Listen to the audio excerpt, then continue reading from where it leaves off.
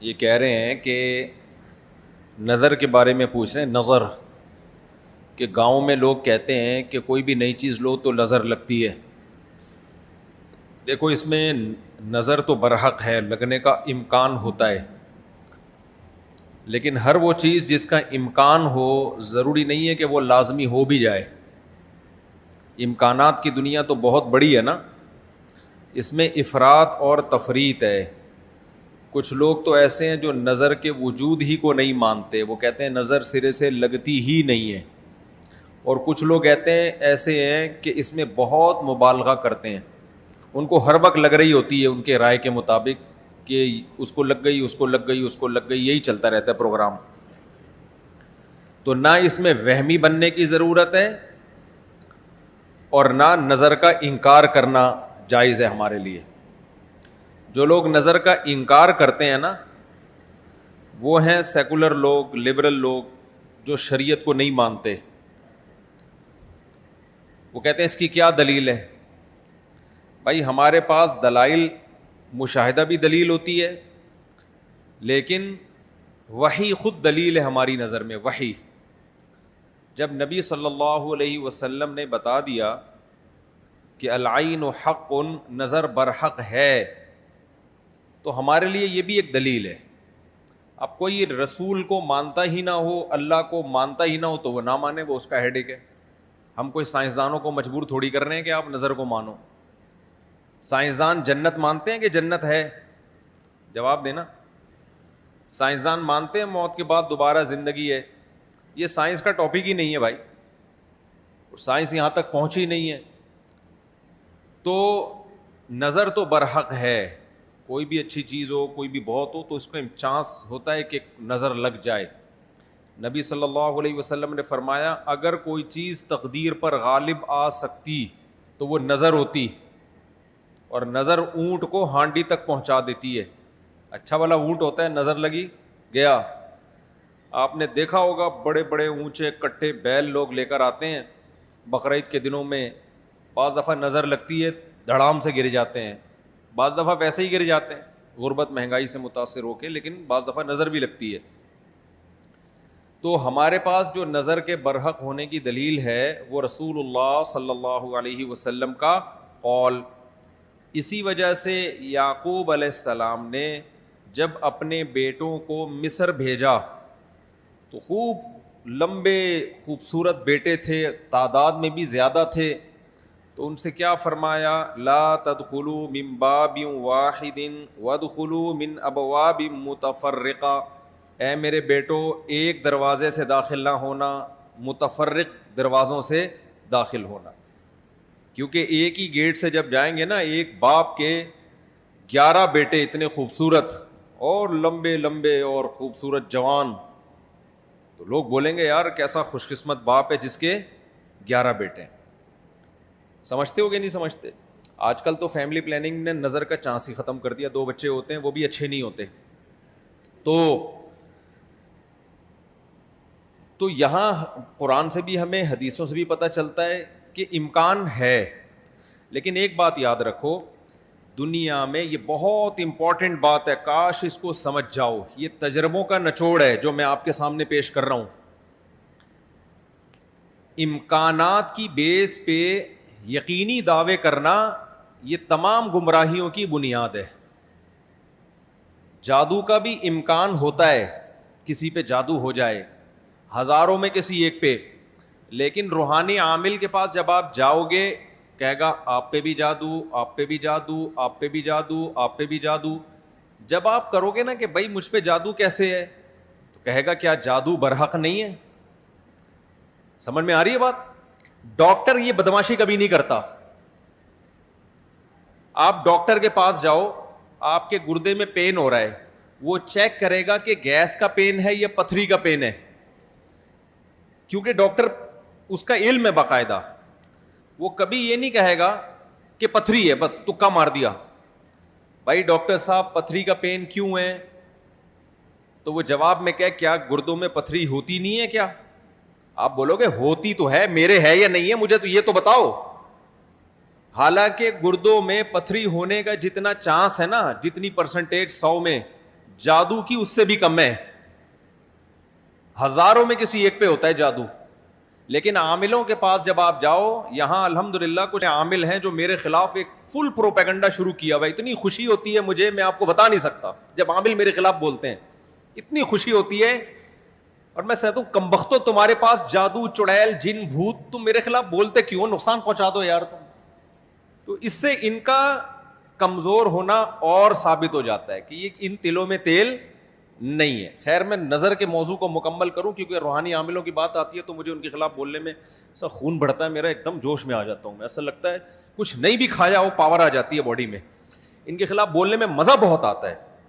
صرف مسجد کا تقدس ہے, باہر آؤ تو اس طرح نہیں بولوں گا, انگلش میں بھی گالیاں دوں گا, پنجابی میں بھی, اردو میں بھی. یہاں بڑے بڑے عامل ہیں جو بڑے پنپ رہے ہیں اور ہمارے بڑے بڑے مولانا جا کے نا ان کو پروموٹ کر رہے ہیں, بے شرموں کو, ان بے غیرتوں کو. خیر فی الحال اتنی گالی کافی ہے. تو اچھا میں کیا کہہ رہا تھا یار, عاملوں کے ٹاپک آتا ہے تو اتنی خوشی ہوتی ہے. جی ہاں, نظر کی بات کر رہا تھا میں. تو نظر میں جو ہے نا لگنے کا چانس ہوتا ہے, یہ ہے, لیکن چانس سے فائدہ اٹھا کے ہر ایک کو یہ کہنا کہ تم پہ جادو ہے, تم پہ نظر ہے, تم پہ یہ ہے. ڈاکٹر یہ کام نہیں کرتا. شوگر کا چانس ہوتا ہے آپ کو کہ شوگر ہے, لیکن یہ تو نہیں کہ ڈاکٹر جب تک کمپلیٹلی تحقیق نہ کر لے, ڈاکٹر نہیں کہے گا تمہیں شوگر ہے, تمہارے گردوں میں پتھری ہے, تمہارے پیٹ میں یہ مسئلہ ہے. حالانکہ امکانات تو ہوتے ہیں, لیکن آپ یہ جو ڈرامے باز لوگ ہیں نا روحانی عامل, ان کے پاس جاؤ گے نظر ہی لگی ہوئی ہے آپ کو. لازمی کیا لگی ہے؟ کیونکہ جب کسی کے پاس کوئی فن نہیں ہوتا, علم نہیں ہوتا, تو وہ سب کچھ جانتا ہے. پھر سمجھ رہے, ڈاکٹر کے پاس علم ہوتا ہے کڈنی کا, لہذا تحقیق کرے گا, 100 میں 2 کو کہہ دے گا تیرے گردے خراب ہیں. عاملوں کے پاس چونکہ جن, چڑیل, بھوت کا علم ہوتا ہی نہیں ہے, لہذا ہر ایک پر جن بھی ہے, چڑیل بھی ہے, اور بھوت بھی ہے, اور نظر بھی ہے, اور موکل بھی ہیں, اور ہمزاد بھی ہیں, اور پتہ نہیں کیا کیا ہے ڈرامے بازی. سمجھتے ہو؟ جب ان کو بولو کہ کیا دلیل ہے, تو بھائی امکانات کی دنیا میں امکان کہ فلانے پہ لگ گئی تھی, فلاں پہ لگ گئی تھی, تو خوب سمجھ لو امکانات کی بیس پہ یہ کہنا کہ ابھی دیکھو ایک مولانا صاحب کا کلپ آیا, انہوں نے کہا کہ نبی صلی اللہ علیہ وسلم نے فرمایا کہ ہر بیماری کی دوا اللہ نے رکھی ہے دنیا میں, یہ صحیح حدیث ہے. پھر انہوں نے ایک دوا بتائی کہ یہ شوگر کی بہترین دوا ہے. بھائی آپ ڈاکٹر ہو, آپ سائنٹسٹ ہو, کہہ رہے ہیں میں نے یہ کہیں سے نکالی ہے. ڈاکٹر کہہ رہے ہیں شوگر ایک اسٹیج پہ پہنچنے کے بعد لا علاج ہے, یہی کہتے ہیں نا ڈاکٹر. بھائی شوگر ایک اسٹیج پہ پہنچ جائے تو وہ کیا ہو جاتی ہے, اب ٹھیک نہیں ہو سکتی, کنٹرول کرنی پڑے گی, لبلبا ٹھیک نہیں ہوگا آپ کا. لیکن انہوں نے کہا کہ دیکھو ہر بیماری کی اللہ نے شفا پیدا کی ہے, تو یہ میڈیسن, یہ کوئی دیسی نسخہ ہے, یہ شوگر ٹھیک کر دے گا. اب دلیل کیا دے رہے ہیں؟ ہر بیماری کی اللہ نے دوا پیدا کی, یقیناً کی ہے, لیکن کیا وہ آپ کو معلوم ہے؟ کیا وہ دوا یہ ہے جو آپ پیش کر رہے ہیں؟ اس کی کیا دلیل ہے؟ بھائی بہت ساری دوائیں لوگوں کو معلوم نہیں ہے. تو اب یہ سمجھیں کہ 2 انتہائی میں جلدی سے کمپلیٹ کروں اس موضوع کو, کہ نظر لگنے کا چانس ہوتا ہے, لیکن یہ نہیں ہے کہ جو بھی کوئی اچھی چیز ہوگی, کچھ بھی ہو جائے, اس کو نظر ہی لگی ہے. تو یہ وہم کی دنیا سے باہر نکلنا چاہیے. جو سیکولر لبرل لوگ ہیں جو نظر کا بالکل انکار کرتے ہیں, وہ کہتے ہیں فلاں فلاں پہ کیوں نظر نہیں لگی, وہ اتنے ہینڈسم, اتنے خوبصورت لوگ ہیں, فلاں کی آواز اتنی اچھی, ان پہ نظر کیوں نہیں لگی. تو اب اصول سمجھیں, نظر لگنے کے لیے علماء نے قاعدہ ضابطہ بیان کیا ہے کہ جو چیزیں مشہور ہوتی ہیں نا ان کو اکثر نظر نہیں لگتی. نظر ہمیشہ اچھمبے کی چیز کو اچانک, جیسے میں لوگوں سے کہتا ہوں بھائی آپ انتہائی غریب تھے, سائیکل بھی نہیں تھی آپ کے پاس, اچانک آپ کے پاس بہت زیادہ پیسہ آ گیا, اور علاقہ بھی وہی ہے, رہتے اسی غریبوں کے محلے میں ہو, گندے نالے پہ رہتے ہو, سائیکل پہ تھے, اچانک لینڈ کروزر آ گئی آپ کے پاس. یہ جو اچانک والا کام ہوا ہے نا, اس میں نظر لگنے کا چانس ہوتا ہے. سمجھ میں آ رہی ہے بات؟ اب دیکھو یعقوب علیہ السلام کے بیٹے مصر میں ان کے ساتھ ہی رہتے تھے, مصر میں نہیں, شام میں ساتھ رہتے تھے. وہاں یعقوب علیہ السلام نے نظر سے بچنے کا یہ والا اہتمام ہمارے علم میں نہیں ہے کہ بچوں کو کہو دروازے سے الگ الگ جایا کرو، ایک ہی دروازے سے. لیکن جب مصر جا رہے ہیں نا، اجنبی جگہ ہے، وہ لوگ یعقوب علیہ السلام کے بیٹوں سے مانوس نہیں ہیں. وہاں یعقوب علیہ السلام نے کہا ایک نئی جگہ پہ جا رہے ہو، اچانک اتنے بیٹے جب لوگ دیکھیں گے نا خوبصورت، وہاں چانس ہے. تو اس سے پتہ چلتا ہے کہ اپنی نعمت کو آہستہ آہستہ ایکسپوز کرنا چاہیے. سمجھتے ہو کہ نہیں سمجھتے؟ آہستہ آہستہ کیا کرنا چاہیے؟ پہلے پہلی ہو پھر دوسری، استغفر اللہ، یعنی آہستہ آہستہ. ایک کمارا آدمی جس کو کوئی رشتہ نہیں دے رہا تھا، اچانک 4 بیویاں لے کے گھوم رہا ہے، تو چانس ہوتا ہے اس کے نظر لگنے کا. اس لیے ایک دم سے نہیں، تھوڑا تھوڑا آہستہ آہستہ. پہلے ایک پہلی ہوگی، دوسری میں کچھ پٹو گے، تھوڑی بےزتی ہوگی، تھوڑی عزت ہوگی، کچھ لڈو کچھ گالیاں مل جل کے، پھر تیسری. تو اس طرح کر کے چلانا، ٹھیک ہے؟ تو اچانک کوئی نعمت آتی ہے تو اس پہ نظر لگنے کا چانس ہوتا ہے. دوسری بات یہ ہے کہ نظر سے بچنے کے لیے جو نبی صلی اللہ علیہ وسلم نے دعائیں بتائی ہیں، ان دعاؤں کا اہتمام کرنا چاہیے. اعوذ بکلمات اللہ التامہ من کل شیطان وہامہ ومن کل عین لامہ، یہ دعا پڑھنی چاہیے. اور اپنی نعمت کا اظہار ان لوگوں کے سامنے کرنا چاہیے جو آپ سے محبت کرتے ہیں، وہ خوش ہوں گے.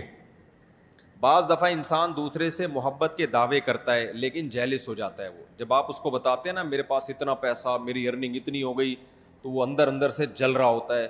تو حاسد کی نظر لگنے کا چانس زیادہ ہوتا ہے. سمجھتے ہو؟ تو اپنی نعمت ہر ایک کے سامنے نہیں بیان کرنی چاہیے. بعض دفعہ اپنی نظر بھی لگتی ہے انسان کو، تو خود پسندی میں، عجب میں مبتلا نہیں ہونا چاہیے. جب بھی کوئی نعمت ہو، آدمی کیا کہے؟ اللہ کی دین ہے بھائی، میرا کمال نہیں ہے. کس کی دین ہے؟ یہ اللہ کی دین ہے.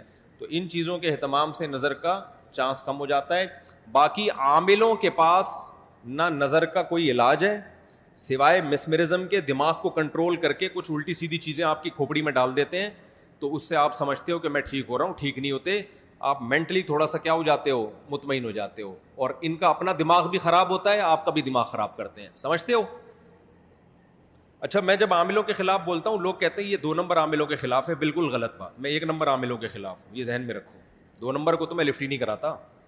میں ان عاملوں کے خلاف ہوں جن کو علماء بزرگان دین سمجھتے ہیں کہ بہت بڑی پہنچی ہوئی چیز ہے یہ. میں ان کو 2 نمبر سمجھتا ہوں. یہ کخ بھی نہیں کر سکتے. سمجھتے ہو؟ یہ کچھ بھی نہیں کر سکتے، چاہے امریکہ میں ہو، چاہے جاپان میں ہو، چاہے پاکستان میں ہو، چاہے کراچی میں ہو، چاہے پنجاب میں ہو، سب ایک جیسے ہیں یہ. تو اس لیے اپنے